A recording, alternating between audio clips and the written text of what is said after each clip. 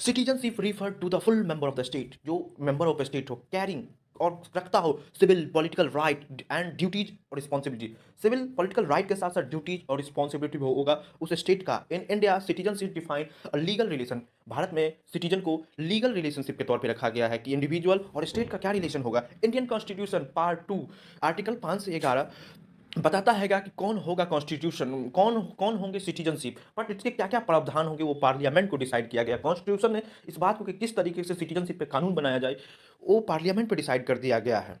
Citizenship article 5 से 11 instead empower citizenship commencement of the constitution. जब संविधान लागू हुआ 26 जनवरी 1950 को, आर्टिकल 5 से 8 डिस्क्राइब किया था कि कौन होंगे सिटीजन्स ऑफ इंडिया। आर्टिकल 5 बताता है कि a person became a citizen of India. अगर पर्सन कौन हो, एक पर्सन को सिटीजनशिप ऑफ इंडिया बनने के लिए फुलफिलिंग करना पड़ेगा तीन चार टाइप के, अगर वो तीन चार टाइप के वो जो आइटम्स है उसको फुलफिलिंग करना होगा। जैसे वो पर्सन बॉर्न इन इंडिया होना चाहिए, या तो उसके माँ बाप में से कोई इंडिया होना चाहिए, या ऑर्डिनरी रेसिडेंट होगा या इंडिया एटलीस्ट 5 ईयर, जो 26 जनवरी 1950 से, तो उसको इंडियन माना जाएगा।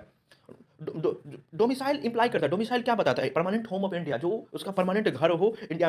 इंटेंशन टू रिसाइड परमानेंटली, और इंटेंशन होना चाहिए उस सिटीजनशिप का कि हम यहाँ पे हमेशा जन्म से मृत्यु तक रहे। आर्टिकल 6 संविधान के 26 जनवरी 1950 में बस ये बताया गया था कि माइग्रेटेड, जो पर्सन माइग्रेट करके आए थे फ्रॉम पाकिस्तान से, the article deal people who migrated Pakistan to India 2 categories में। उस आर्टिकल ने 2 कैटेगरी में बताया। माइग्रेटेड बिफोर, जो भी आदमी माइग्रेट कर चुका था 19 जुलाई 1948 से ऊपर, 19 जुलाई 1948 से पहले, automatically became citizenship if ordinary resident India. जो भी आदमी 19 जुलाई 1948 से पहले जा चुके थे वो सब इंडियन सिटीजनशिप हो जाएंगे, माइग्रेटेड आफ्टर 19 जुलाई 1948। और अगर कोई भी व्यक्ति 19 जुलाई 1948 के बाद माइग्रेटेड किया है इंडिया से Pakistan, require registration by government officer, उसको रजिस्ट्रेशन करवाना होगा गवर्नमेंट ऑफिसर से। Must be reside in India for least 6 month before applying, और उस रजिस्ट्रेशन को अप्लाई करने के लिए 6 मंथ रहना होगा।